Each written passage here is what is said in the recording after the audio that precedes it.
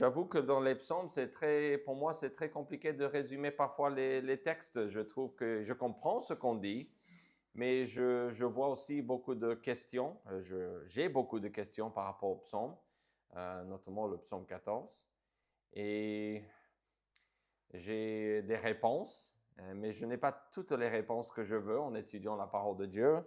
Mais il faut se souvenir de ce fait que nous n'allons pas tout comprendre, mais que nous pouvons, je pense, comprendre les grandes lignes et l'essentiel de la parole de Dieu. Et c'est en avançant dans la parole de Dieu que nous allons mieux comprendre. Donc, le fait qu'on se sent parfois perdu dans un texte ou dans les textes que nous étudions, on nous dit, j'ai entendu ceci une fois, quand vous lisez un livre et que vous avez du mal avec ce livre, c'est un bon signe. Ça veut dire que le livre vous dépasse et que vous, à travers votre étude et lecture et galère, vous êtes en train de grandir. Et je parle avec ma femme cette semaine, elle dit, la croissance est douloureuse. Donc, quand tu dois grandir dans ta foi et ta connaissance ou dans n'importe quelle chose, en fait, c'est douloureux parce que grandir ou la croissance implique qu'on n'a pas tout, mais on est en train d'acquérir ou essayer d'acquérir dans certains cas. Je me sens comme ça dans les psaumes. Okay? Je vois qui Dieu est, je vois l'homme, mais parfois le résumer, le mettre sous forme de prêche, parfois ça s'avère compliqué pour moi. Mais bon, ceci dit, nous avons notre texte qui est là devant nous. Et donc, on va commencer avec le psaume 14. Un insensé vit comme si Dieu n'existait pas, comme s'il n'y avait pas de Dieu. On ne dit pas qu'une personne insensée ne sait pas que Dieu existe. Cela n'est pas valable du point de vue de la Bible. L'insensé peut dire des choses comme ça, comme je ne crois pas que Dieu existe ou Dieu n'existe pas. Mais cela ne change pas la vérité. Dans le premier verset du psaume 14, David signale que l'insensé est celui qui dit en son cœur qu'il n'y a point de Dieu. Vous le voyez? Il dit, l'insensé dit en son cœur, il n'y a point de Dieu. On a parlé des méchants déjà dans notre étude des psaumes, dans les psaumes qui précèdent ce psaume, et on a vu que le méchant dit que Dieu oublie, que Dieu ne voit pas, en fait que Dieu n'intervient jamais. Donc, c'est la même chose. Il est en train de dire que Dieu n'existe pas, comme si Dieu n'est pas là. Une personne insensée qui manque de bon sens est la personne qui vit de cette manière. Donc, on signale ceci et on parle bien de l'insensé au singulier. Et ça c'est quelque chose qui a capté mon attention parce que je pense qu'on a un contraste que je vais essayer de relever ici pour nous aider. Mais d'abord, cette personne insensée est celle qui refuse, ça c'est l'interprétation biblique quand je dis ceci, ok? Cette personne est celle qui refuse de reconnaître son Créateur comme l'être suprême. Pourquoi? Parce que Dieu est le créateur de tout et Dieu se révèle à travers la création. C'est dans le livre des Romains que nous apprenons qu'il n'y a pas d'excuse. L'être humain est inexcusable parce que Dieu dit que son existence se voit comme à l'œil. Okay? Et ça, c'est une référence à la création, au fait que Dieu a fait l'être humain d'une manière à ce que lui, il puisse voir qu'il est là. Donc, le grand panneau de l'existence de Dieu, c'est quoi? C'est la création qui dit « je suis là », qui est le jeu, Dieu, le créateur. Donc, peut-être nous oublions comment nous avons pensé pour la première fois à Dieu quand on était enfant ou jeune ou adulte, etc. Mais cela ne change pas ce que la Bible dit. Et on a du mal à comprendre certaines choses, mais la Bible rend claire cette idée que l'homme est inexcusable. Il y a un texte que qui emploie ce même mot insensé, je pense, nous aide à résumer l'idée d'une personne insensée, puisqu'on parle de l'insensé ici. En tout cas, on parle de lui au début, de cette personne au début. Mais Deutéronome 32, 6 dit, « Est-ce l'Éternel que vous en rendrez responsable, peuple insensé et dépourvu de sagesse? N'est-il pas ton Père, ton Créateur? N'est-ce pas lui qui t'a formé et qui t'a affermi? » Donc, il parle aux Israélites, bien sûr, au peuple de Dieu, mais tout le monde n'était pas un enfant de Dieu dans la nation juive. Okay? Mais il parle de cette idée qu'une personne insensée, je pense que ce texte vient, c'est bien avant que David a écrit ce que nous lisons ce soir dans le psaume 14, parce que ça c'est Moïse qui a écrit ceci, et c'est beaucoup avant. Mais on parle de la même chose. On parle des gens ou d'une personne qui fait comme si Dieu n'est pas là. Et je dis bien qui fait comme si Dieu n'est pas là. Peu importe ce qu'on nous dit, nous savons que chaque personne sait que Dieu existe, qu'ils ont un créateur. Et pour comprendre cela, ce n'est pas le psaume 14 directement qui nous dit cela. Je vous ai déjà fait voyager un petit peu dans le livre des Romains pour bien expliquer cette idée. Mais cette personne dédaigne Dieu, elle vit comme si Dieu n'existait pas. Autrement dit, elle vit indépendamment de Dieu. Quand vous voyez autour de vous des gens qui sont dans cette catégorie de corruption, ce sont des gens qui font leur vie sans penser à Dieu. Nous avons parlé récemment de cette idée qu'on a vue dans Exode 11 à 15, où Dieu va donner la Pâque juive, cette cérémonie à Israël, qui représente la mort de Jésus-Christ, parce que c'est lui la Pâque, c'est lui qui va venir s'offrir comme l'agneau qui ôte le péché du monde. Ok? Éventuellement, on va comprendre cela dans l'histoire de la Bible. Mais là, l'idée des Juifs qui est triste et qui vont dire « sauve ma peau, mais pas mon âme ». Et c'est cette idée qu'une personne insensée, comme la plupart des Juifs qui ont été délivrés de l'Égypte, ils vont mourir dans le désert. Pourquoi? Parce qu'ils entrent dans cette catégorie qu'on appelle ici les insensés. Ils repoussent Dieu, ils rejettent Dieu. Et ça, c'est regrettable. En parole, en pensée, en acte, cette personne repousse Dieu. Mais regardez le verset 1 nouveau. Donc ça, c'était la première partie. Donc on a au chef des chantres de David, bien sûr. Ça, c'est le titre. C'est dans le verset 1. L'insensé dit en son cœur, il n'y a point de Dieu. Nous avons déjà parlé un petit peu, brièvement, de cette personne. Mais regardez ce qu'il dit ensuite. Il, au pluriel. Alors, certaines versions de la Bible vont traduire l'insensé, qui est au singulier, comme les insensés. Et je vous ai déjà dit ceci avant, mais c'est pas faux. Parce qu'on parle de l'insensé, c'est pas qu'il y a juste une seule personne qui est dans cette catégorie.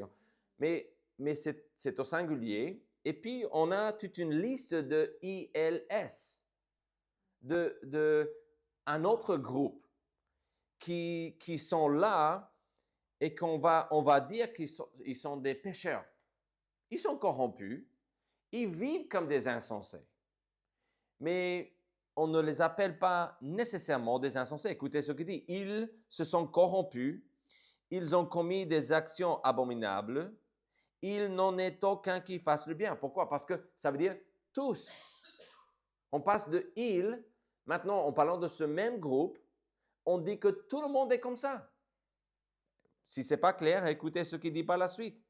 L'Éternel du haut des cieux, donc on a quelque chose que Dieu fait ici. On parle de ce que Dieu, une action de Dieu. L'Éternel du haut des cieux regarde les fils de l'homme. Alors, les fils de l'homme, on ne dit pas que ce sont des pécheurs. On ne dit pas qu'ils regardent juste les insensés. On a l'idée ici, les fils de l'homme, c'est littéralement les fils d'Adam, parce qu'Adam veut dire homme. Et donc, on parle tout simplement de cette idée que l'être humain, on parle de l'être humain ici. On décrit l'homme pour voir s'il y a quelqu'un qui soit intelligent ou sage, qui cherche Dieu. Et quel est le verdict? Qu'est-ce que Dieu dit? Tous sont égarés, tous sont pervertis. Il n'en est aucun qui fasse le bien, pas même un seul. Tous ceux qui commettent l'iniquité ont-ils perdu le sens? Donc il exclame, mais enfin, est-ce possible que tout le monde vraiment manque de bon sens, de sagesse, d'intelligence? Malheureusement, la réponse est oui. En plus, il dit dans le verset 4, ils dévorent mon peuple, ils le prennent pour nourriture. Ils n'invoquent point l'Éternel. On parle d'un groupe ici qui, je pense, est en contraste avec l'insensé. Et voici ce que je pense qu'on peut proposer pour ce psaume, pour nous aider à comprendre ce contraste entre l'insensé et puis tous ces versets que nous venons de lire rapidement, parlant de « il » ou de ce fait que chaque être humain est pécheur. Donc, on a cette idée qu'il y a des insensés qui disent « il n'y a point de Dieu ». Mais peut-être vous êtes là et vous dites « mais je suis un pécheur, une pécheresse ». Mais je ne dis pas que Dieu n'existe pas. Vous voyez déjà qu'il y a deux possibilités ici. Et ce que je pense qu'on peut voir, encore une fois, est que ce contraste nous aide à réaliser que même si nous sommes tous des pécheurs, seule exception pour un être humain, c'est Jésus. Jésus né d'une femme, né sous la loi, mais lui, il est sans péché, n'a jamais commis de péché. Et il est né justement comme homme pour qu'il puisse mourir. Il a pris chair, autrement dit, pour qu'il puisse mourir. Mais tous les autres êtres humains, on est pécheurs. Mais voici ce qui est important à comprendre. Ce n'est pas parce qu'on est pécheur qu'on est obligé de vivre comme des insensés. On n'est pas obligé de vivre comme si Dieu n'existe pas. Ça, c'est au moins une chose que ce psaume nous dit. Je pense qu'il y a énormément d'autres thèmes ici. Mais j'essaie de prendre les grandes lignes et ce qui me semble le plus clair. Et personne n'est obligé de vivre comme si Dieu n'existe pas, comme si Dieu n'existait pas. Pourtant, ceci dit, on dit, la première ligne d'information qu'on a ici, après le petit titre au chef des chantres de David, la première chose qu'on a est, l'insensé dit en son cœur, il n'y a point de Dieu. Après, on change et on parle de l'être humain au sens général et on décrit que tous sont pécheurs. Alors, je vais vous dire ceci. Ce psaume se trouve pratiquement la même chose. Il y a quelques différences, mais pratiquement la même chose, mot par mot, dans le psaume 53. Ça, c'est une chose qu'on doit remarquer. Deuxième chose, et on n'ira pas là, parce qu'on veut pas être perdu dans la comparaison de deux psaumes. Quand on arrive au psaume 53, peut-être on reviendra sur le psaume 14, mais on ne va pas avancer. Ça soit trop compliqué, je pense, pour moi et je pense même pour nous tous. Mais aussi, ce qui est peut-être, vous avez remarqué déjà, ce psaume se trouve aussi, la partie de que tout le monde est pécheur se trouve dans Romains 3. Comme il est écrit, il n'y a pas de juste, même pas un seul. Ça, c'est une citation du psaume 14 et du psaume 53. Et quelle est l'idée de Romains 1, 2, 3, etc.? C'est qu'il n'y a pas d'exception, à part Jésus-Christ, bien sûr, mais il n'y a pas d'exception dans la race humaine. Tous, juifs et grecs, sont condamnés devant Dieu parce qu'ils sont pécheurs. Et donc, on est dans cette idée-là. Donc, on ne peut pas lire le psaume 14 et ne pas penser à la nature pécheresse comme thème. Il y a d'autres thèmes, délivrance. Il y a, je pense qu'on parle de Jésus, on a des images peut-être de Jésus ici dans ce texte, parce qu'on parle éventuellement de quelqu'un qui va ramener les captifs de son peuple, et on dit, oh, qui fera partir de Sion la délivrance d'Israël, c'est-à-dire qui va délivrer Jérusalem? Ben, un jour, Jésus va délivrer Jérusalem, spirituellement, mais aussi physiquement. Un jour, il s'est présenté comme le roi de Jérusalem et il a donné sa vie comme la rançon de plusieurs. Donc, on peut penser à Jésus facilement à la fin de ce texte, mais même si on oublie un petit peu, si on peut, le verset 7 et ce que je viens de dire, à chaque fois dans la parole de Dieu que nous voyons que l'homme est pécheur, automatiquement, nous pouvons et nous devrions pensez à la solution. Qui est la solution à nos péchés? C'est Jésus. Donc, chaque texte qui met en relief le péché de l'homme, le fait pour nous faire penser, « Wow, j'ai besoin de Dieu. J'ai besoin de Dieu. » Et ça, c'est ce que nous découvrons ici. Donc, dans le verset 1, il y a ce contraste. Ce contraste nous aide à voir, au moins, je pense, trois conséquences. Trois conséquences de vivre comme si Dieu n'existait pas. Donc, quand on vit comme si Dieu n'existait pas, il y a plusieurs choses, plusieurs conséquences, je devrais dire, qui vont se produire. On les voit dans ce psaume. Première chose, un insensé vit comme si Dieu n'existe pas, ça c'est sûr, mais la première chose que nous voyons, si nous faisons cela et nous ratons ce qu'il y a de meilleur, Dieu. Évidemment, quelqu'un qui dit Dieu n'existe pas n'a pas Dieu dans le sens d'avoir une relation personnelle avec lui, ou de marcher en communion avec lui, ou d'être réconcilié avec lui comme créateur. Dans le Nouveau Testament, Jésus dit à travers Paul, soyez réconciliés, faites-vous réconcilier avec Dieu dans ses lettres aux Corinthiens. Et ça, c'est quelque chose que Dieu fait. Et quand on est une personne insensée, nous ratons Dieu. Parce que la première chose, c'est vraiment la seule chose qu'on nous dit de cette personne insensée, de l'insensé, est que c'est quelqu'un que dans son cœur, il fait, il pense, il va agir, tout commence dans le cœur, mais il vit comme si Dieu n'est pas là. Alors, il sait que Dieu existe, mais dans son cœur, il se dit, il n'existe pas. Il n'existe pas. Vous dites, mais ça, c'est pas possible. Quand vous êtes dans une colère ou dans une dépression, où vous êtes vraiment blessé, vous vous dites des choses qui ne sont pas vraies. N'est-ce pas? Je le fais. Quand je suis fâché, parfois je peux rester coincé avec une négativité qui est vraiment horrible et à éviter. Et ça, c'est ce que l'insensé fait dans son cœur. Je ne dis pas que quand on le fait, voilà, on est complètement insensé, on n'est pas enfant de Dieu, mais c'est juste pour dire que c'est pas que Dieu n'existe pas pour lui. C'est que lui, il se dit que Dieu n'existe pas. C'est un petit peu différent. Nous ratons ce qu'il y a de meilleur, c'est Dieu. Parce que lui dit dans le verset 1, « Il n'y a point de Dieu ». Et en parlant de la race humaine, des gens qui ne sont pas dans une relation personnelle avec Dieu, le verset 2 insiste que Dieu y regarde pour voir s'il y a quelqu'un qui soit intelligent, qui cherche Dieu. Qui veut avoir cette relation avec Dieu. Parce qu'en fait, le plus important, c'est Dieu. Et quand on est une personne insensée, on n'a pas Dieu. Donc, c'est un problème qui est grave. Verset 4, « Ils n'invoquent pas l'Éternel. » Ils peuvent, mais ils ne le font pas.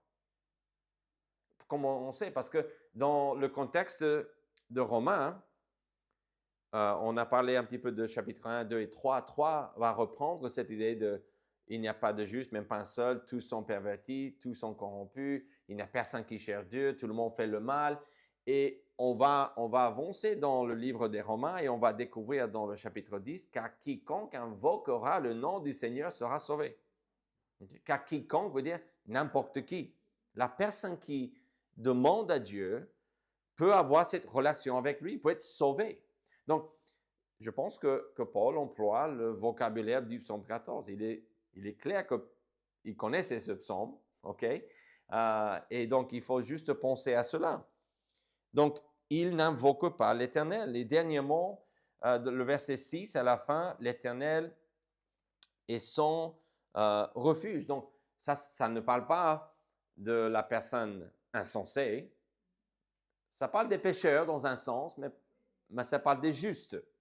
C'est le juste ou l'enfant de Dieu qui a Dieu comme refuge. Et quand vous êtes une personne insensée, vous n'avez pas ça. Vous ratez ce qu'il y a de meilleur, Dieu. Mais on a un autre problème ici, c'est encore pire. Nous laissons la corruption se déchaîner dans nos vies et dans le monde autour de nous. Au lieu de résister par la grâce de Dieu, au lieu de céder à Dieu et ainsi essayer de ne plus céder. On est pécheurs, mes chers amis, ça c'est sûr et certain. Mais on a l'idée dans ce texte, dans les versets 1 à 6, que on a plus ou moins lu l'ensemble de ces versets déjà, hein, mais on parle des gens ici qui sont corrompus, qui font des actions abominables. En fait, c'est au point qu'il n'y a personne qui fait le bien. Et donc, on commence en parlant au pluriel de « il » et « il ». Après, on dit en fait, il n'y a personne. Tout le monde fait le mal. On ne cherche pas Dieu, on est égaré, on est perverti, on est complètement dans l'iniquité. Et donc, tous ceux qui commettent l'iniquité, ont-ils perdu le sens? C'est la question que David se pose, mais est-ce vraiment possible qu'on soit vraiment perdu comme ça? Et la réalité est que oui. C'est pour ça, à la fin, il dit, « Oh, qui fera partir de Sion la délivrance d'Israël? Qui va intervenir? » Et nous savons qui c'est qui va intervenir. Nous savons qui c'est qui est intervenu en notre faveur, Jésus-Christ. Il le dit lui-même, sans connaître le nom de Jésus, il dit « Quand l'Éternel ramènera les captifs de son peuple ». Donc, il parle d'une restauration. On ignore de quoi il parle précisément de son point de vue, parce que David n'a pas vécu pendant le moment de la captivité. Il est bien avant la division même du royaume, après son fils Salomon. Okay? Mais ce qu'on peut dire est qu'il parle d'un moment dans son peuple où ils sont dans une position qui n'est pas bonne. Okay? Spirituellement, parce qu'il faut se souvenir que l'idée de partir en exil ou de partir en captivité était parce qu'on était pécheurs et qu'on a laissé le péché se déchaîner dans nos vies, avoir vraiment un libre accès à chaque aspect de notre vie. Okay? Donc, il ne parle pas de la captivité en Babylone parce que ça, c'est pas encore vrai. Je ne pense pas en tout cas. Après, c'est possible que prophétiquement, il parle dans ce sens et ça, c'est pas un problème. Parce que Dieu connaît les choses avancent. Mais au moins, on peut voir que le contexte est cette idée que son peuple se retrouve dans une mauvaise position et il sait que c'est seul Dieu qui peut réparer ce problème. En prenant la fuite devant son fils Absalom, le pays était dans une mauvaise position. Donc, ça peut être ça. Plus tard, avant d'être roi, pas plus tard, mais avant, il va prendre la fuite devant Saül. Et donc, ça, c'est une mauvaise situation pour le peuple parce qu'ils avaient un roi qui agissait comme un insensé.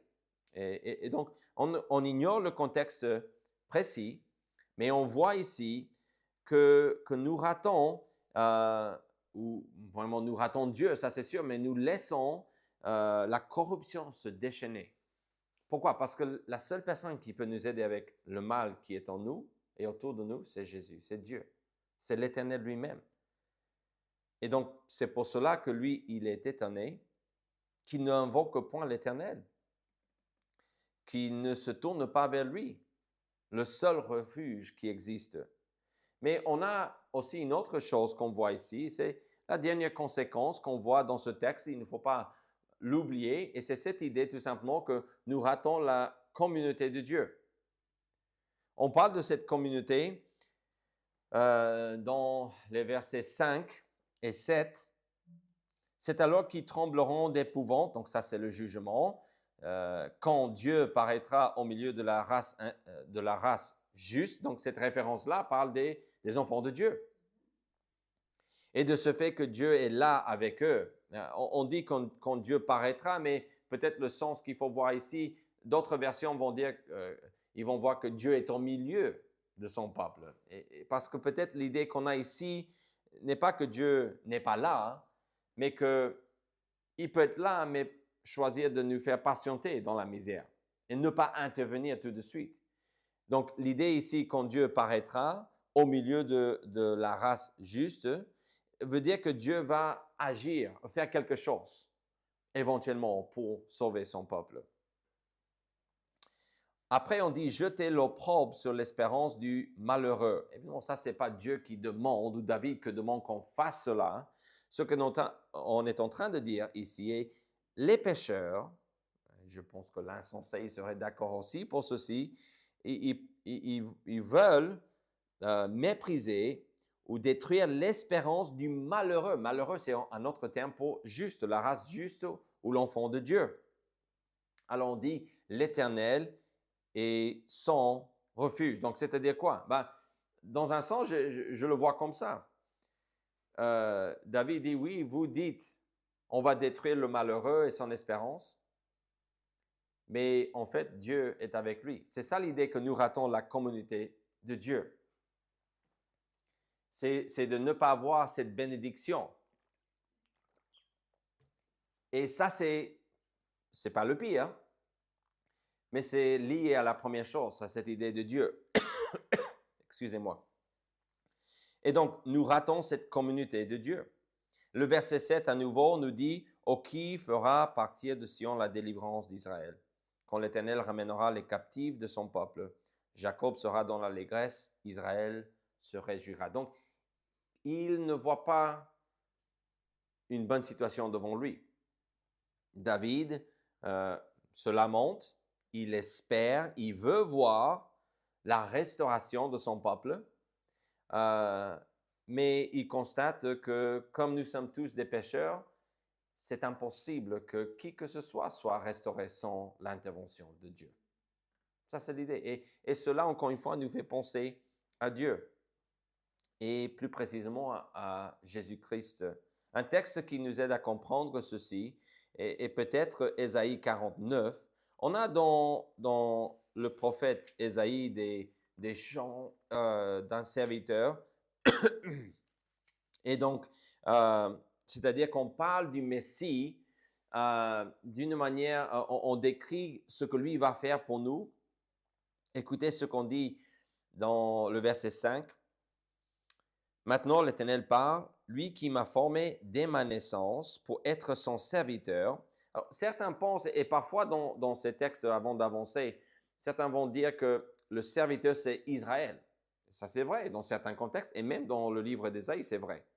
Mais écoutez comment on dit, cette personne qui parle, maintenant l'Éternel parle, lui qui m'a formé, donc il y a quelqu'un qui parle de Dieu, dès ma naissance pour être son serviteur, pour ramener à lui Jacob et Israël encore dispersé, car je suis honoré aux yeux de l'Éternel et mon Dieu est ma force. Donc, il parle de ramener ou de sauver Israël ou Jacob ou Jérusalem, si on veut résumer.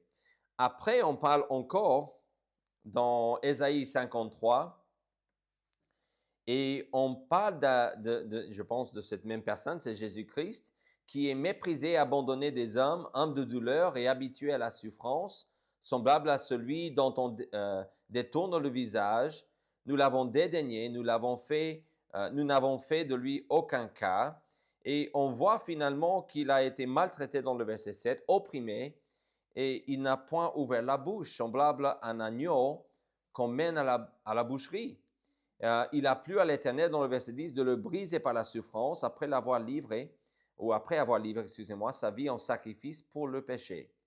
Il verra une postérité et prolongera ses jours, et l'œuvre de l'Éternel prospérera entre ses mains. Donc, Dieu parle de quelqu'un qui va employer, qui va utiliser pour restaurer son peuple.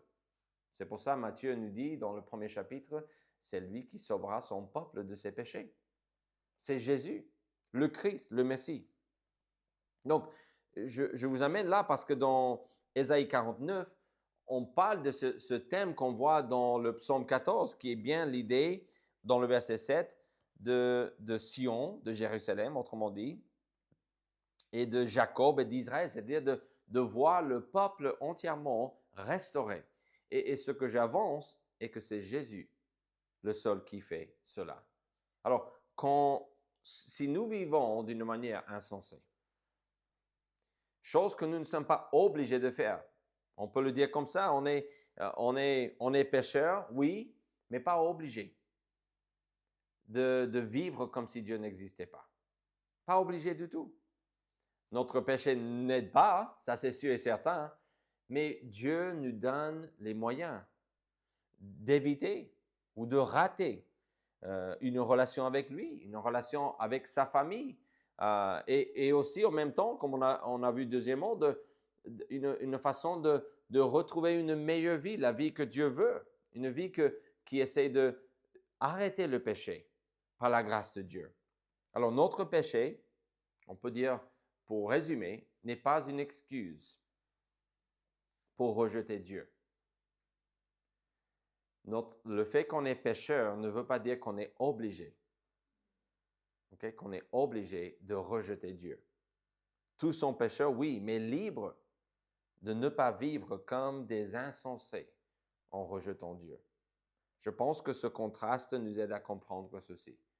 Je pense qu'il ne faut pas oublier que déjà dans les premiers psaumes, on parle de Dieu qui a un fils, qu'il faut se confier en lui. Heureux tous ceux qui se confient en lui dans le psaume 2. Il ne faut pas oublier cela parce qu'on commence le livre des psaumes avec cette idée qu'on a le Messie qui va venir et qu'on on doit l'accepter par la foi, se confier en lui. Et ici, quand on arrive au psaume 14 et on constate que tout le monde est pécheur, ce n'est pas très agréable comme thème.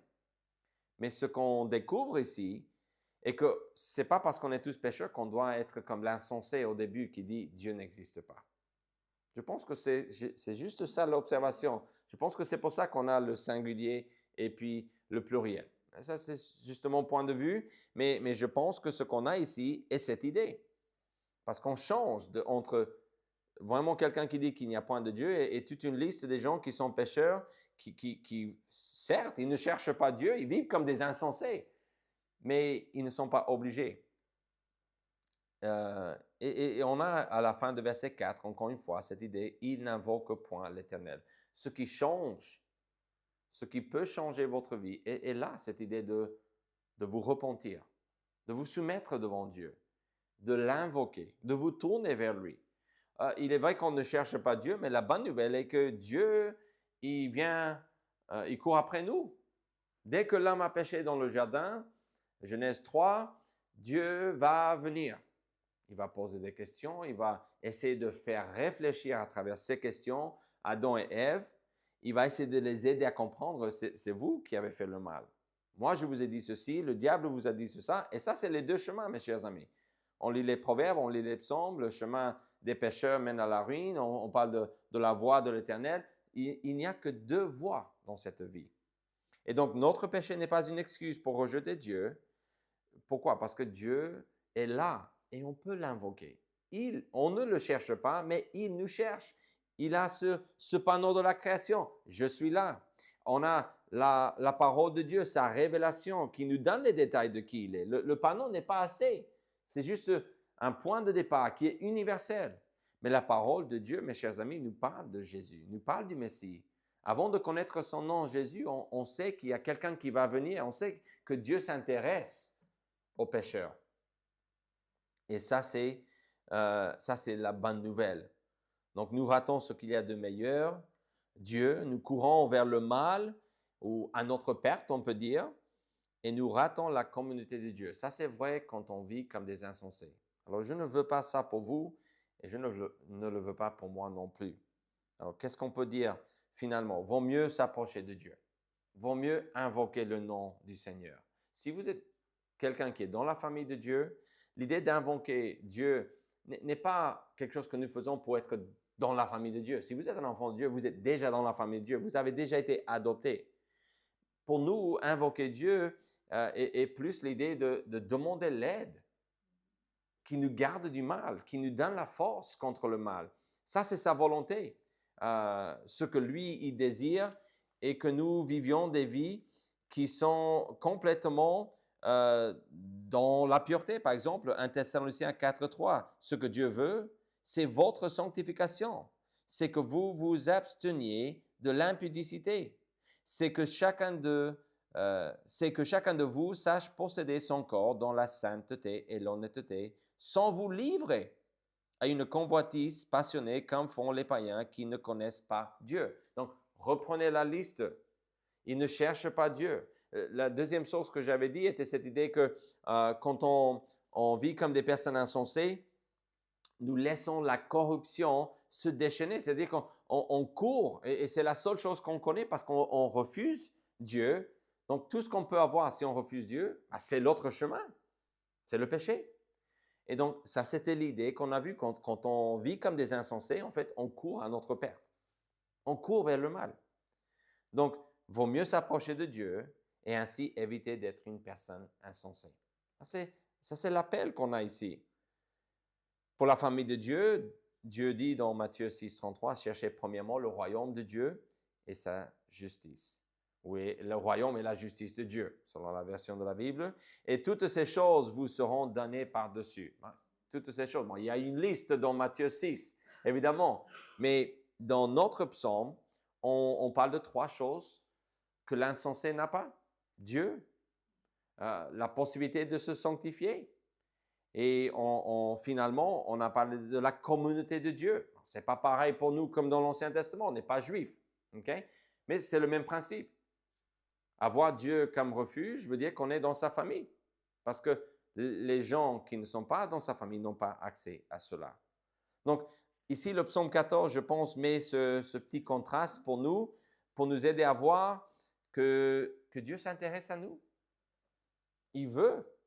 Ces choses sont à nous si nous sommes dans la famille de Dieu. Si nous ne sommes pas dans la famille de Dieu, l'appel est de invoquer le nom du Seigneur, Jésus-Christ, par la repentance et la foi, pour être sauvé. Parce que quand vous êtes un enfant de Dieu, ces 3 choses sont à votre disposition, sont à nous en tant que ses enfants. Père Céleste, merci pour ta grâce, pour tes bénédictions. Je prie pour que tu nous permettes, Seigneur, de marcher dans la sainteté. Je prie que tu nous aides à réaliser que tu es la plus grande bénédiction et que c'est toi qui nous aide, qui nous permet d'être purs ou de nous purifier, Seigneur. Merci pour la communauté, la race des justes, la famille de Dieu. On les appelle souvent dans les psaumes les malheureux ou le malheureux. Et ça, c'est parce que nous vivons dans un monde qui est très hostile, Seigneur, qui est très contre notre foi que nous avons en toi.